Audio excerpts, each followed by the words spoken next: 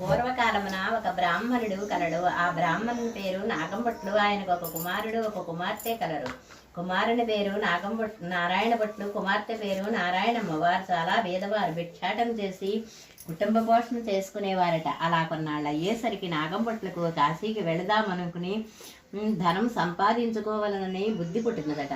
భార్యతో చెప్పి తెల్లవారుజామునే లేచి కాశీకి ప్రయాణమే వెడుతున్నాడట.